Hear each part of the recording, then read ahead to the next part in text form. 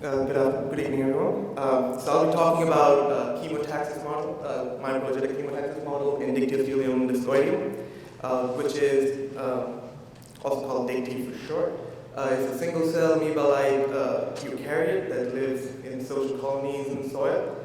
And when they're starved, within the course of several hours, they can sporadically start firing cyclic AMP. And the cyclic AMP is secreted into the extracellular environment, and over time they can produce waves of cyclic AMP with spatial patterns, like this spiral that you see on a 3 millimeter by 3 millimeter approximately grid. If you look at the entire experiment from starvation to aggregation,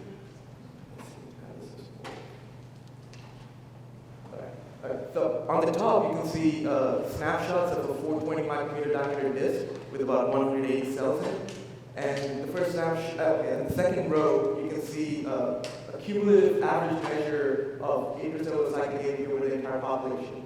And at the very bottom, you have a measure of intracellular cyclic AMP sample from different regions. That's how they're color-coded. So you can see about 5 hours after starvation, they start sporadically firing cyclic AMP. After about 8 hours, we get camp oscillations within the cell with a period of about 10 minutes, which reduces to around 6 minutes during aggregation.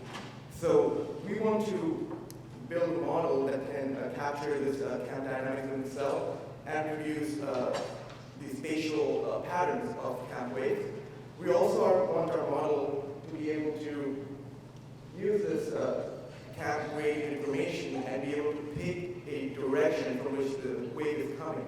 So basically, we want our cell to be able to preferentially respond to the front of the wave than the back of the wave, so that over the entire course of the wave, that actually pick the direction instead of confusing itself. So that's the back of the wave problem. Now, there already exist models which deal with these two aspects of the chemotaxis process separately. There's a Martin voltmeter, or MT model, which can simulate the camp oscillation camp dynamics within a single cell. And it can also be shown by using a diffusion term to that model, we can get spatial patterns. There's also the local excitation globalization model, which has been used to qualitatively explain RAS activation at the leading edge of the cell, which is one of the earliest processes of symmetry breaking within a cell in response to camp breaking. Eventually, we want to use that direction information you'll get from our Leggy model to move the cells in a population and basically be able to simulate early stages of aggregation in dictyostelium colonies. Now let's look at the two models that I'm going to be combining. So the Martin voltmeter model, I've taken formulation from this paper from '88. They assume finite cells, they assume finite cells, but the basic components of this model are shown in this cartoon. We have membrane-bound receptor, which can be the active phosphorylated state, or the inactive phosphorylated state, which is brown. Not very clear, brown, sorry about that. And the phosphorylation process and dephosphorylation process can happen in both the bound state and the unbound state. So the receptor, the active and inactive state, combine into the camp. We also have adenine cyclase, ACA, which when bound to two active bound receptors will produce camp from ATP within the cell at a faster rate than when it's not bound. Without going into the detail of all the assumptions that I made, I'm going to show you the three variable system of equations that this model boils down to. So we have an equation for the total active receptor fraction that is both bound and unbound states, and so that basically has a phosphorylation process and dephosphorylation process. We also have an equation for intracellular cyclic AMP. So we have a production of cyclic AMP which is promoted by the total active bound receptor fraction. And we have, with this term, it contains both hydrolysis within the cell as well as transport outside. And finally, we have an equation for the extracellular cyclic AMP gamma. So we have a transport term, hydrolysis term, and then diffusion, which will help us get spatial patterns. The local excitation global inhibition model I'm using is part of the model used in the 2012 paper, and the components of the model are shown in the cartoon. So basically, we're using this Y variable, the active bound receptor, from the empty model as input to our Leggy model. And at the membrane, this active bound receptor can activate a membrane bound activator. It can also activate an inhibitor, which is in the cytosol of the cell. And this inhibitor will diffuse through the cell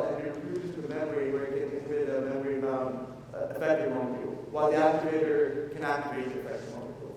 And the equations are pretty straightforward. We have the activated species being activated based on the input signal, the information itself. We have a cytosolic inhibitor being recruited to the membrane, and then we have a diffusion of the cytosolic inhibitor and its activation terms. Also, we have the effector equation, where if we assume just first order kinetic, we call this basic Legge model, or we can assume Michelson type reaction equations, which gives us an ultra-sensitive Legge model. Now here we can already notice that there are two diffusion terms. The first diffusion term of the acetylcycline AMP is happening over the entire population, which is a couple millimeter by a couple millimeter when I'm doing a 2D simulation. And then I have this cytosolic diffusion, which is happening within a 10 micron diameter cell, a much smaller place. So to be able to make this a computational practical problem, I'm going to try and find steady-state solutions of the inhibitor diffusion and then use that in my model. So in 1D, my system looks like this. I have green points, which represent my extracellular environment, where I have the extracellular cycling AMP. And my cell is represented in 1D just by 2 points, the 2 edges of the cell, where I have all the membrane-bound variables. This extracellular cycling AMP at the edges are interpolated using unit-neighbor interpolation. And so in 1D, the inhibitor reaction, the diffusion reaction, is pretty simple to solve. And that's the general solution right there. And because there are just 2 boundaries, and we know the values of this at boundaries, we can solve it exactly, and we get, in 1D, this is our cytosolic inhibitor solution we can use in the model. In 2 dimensions, however, we don't want to have too many points on the membrane and then it becomes difficult to simulate, so we're going to try to approximate it by the 4 points. And again, the green points are the extracellular cyclic AMP. To interpolate the extracellular cyclic AMP at the membrane, we use a standard interpolation technique where you have a square and you're trying to interpolate stuff inside the square based on the first points. Now, there's a general solution for the Laplace equation in 2 dimensions, polar coordinates, and we're taking part that is stable at 0 inside the cell. Now, to be able to solve this boundary condition, we need to know y on the membrane, but we don't, so we need to be able to, we only know it at 4 points. So we say, let's assume that y has this type of form, the Fourier series, and then we try to fit that data to the 4 points that we actually know. And that gives us these coefficients for this form of y based on the values of y at 4 points.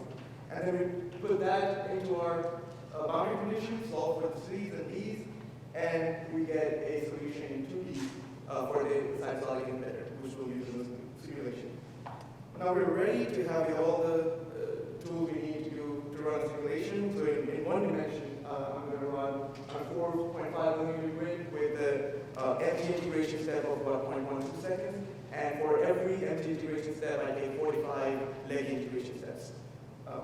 And we are able to create traveling waves.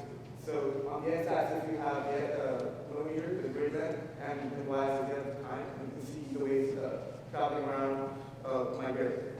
The wave speed comes out to about 0.32 millimeters, which is close to what the observer says spiral waves at 0.26 millimeters per minute, I believe. The period on this 4.5 millimeter grid of this wave is 14 minutes. And the full width half max of this cam wave, if you look at this distance, this width of the wave, it's about 0.36 millimeters. So just to point out, the 4.5 millimeter grid has 100 grid points and 99 cells in between the grid points. Now let's look at this grid. So we're going to look at a cell at 2.25 millimeter and look at it from 35 minutes to 65 minutes and see what's happening to the 2 models that have combined. So this is the result from the Bhowmik model, where I've plotted in the dotted blue the mean extracellular cyclic AMP over the 2 edges of that cell. In the dotted orange is the rho sub t from my equation, which is the total active receptor fraction, and the solid orange is the y variable, which is the active bound receptor fraction, which is going to be my input to the Legge model. And you can see here, as the extracellular cyclic AMP increases, my active receptors, they start binding to the extracellular cyclic AMP. And so you can see it decrease in the rho sub t, and you can see this increase go up in the y variable. And because that's promoting cyclic production in the cell, camp within the cell.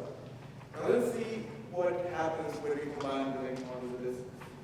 So this is the response of my basic Leggy model. What I've plotted is solid blue is the effector variable in normalized concentration, and the dotted red is, so effector value at the left edge.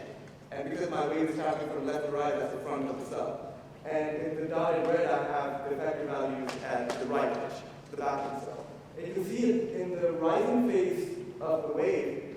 We have the front of the cell at a higher edge than the back of the cell, a higher value.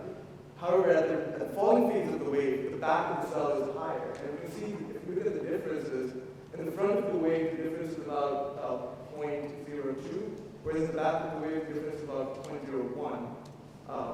So they're comparable. So we have the back of the wave problem with this model. If you look at the ultra-sensitive model, however, what we see is at the back of the wave, the response is so muted that the difference is tiny.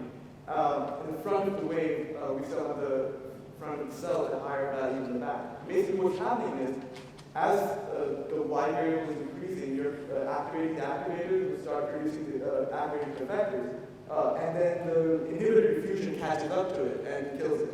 But at the back of the wave, you already have enough inhibitors and activators that can produce in the cell, so there's not that much of a response in the opposite direction.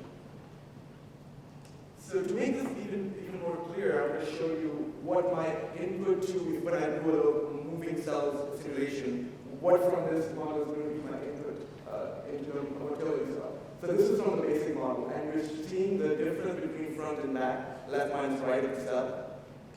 And if we look at the peaks on the maximum and the minimum, then the positive peak is the peak response to the front of the wave, rising phase of the wave, and this is the peak response to the falling phase of the wave. And if you do over several cells on the entire species, you find that the peak response to the front of the wave for basic model is about 3 times stronger than the peak response to the back of the wave. However, when we look at the ultra-sensitive model, it's been amplified a lot. We see that it's 150 times stronger than the response to the back. So this is a pretty good place to start to build a motivated model. And with that, I'll end my poster. I do have 2D simulation results. I have a poster, so you can come ask me about the 2D results and what the Leggy model looks like in 2D, and the short answer is it works. And with that, I'd like to thank Dr. Corey, my advisor, who's been very helpful, and Dr. Corey Rappel at UCSD, who has helped verify that my Leggy model is correct, and our sponsors. And thank you. Any questions?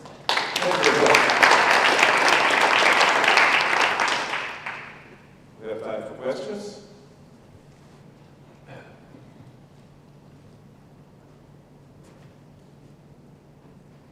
The one looks still crystal clear.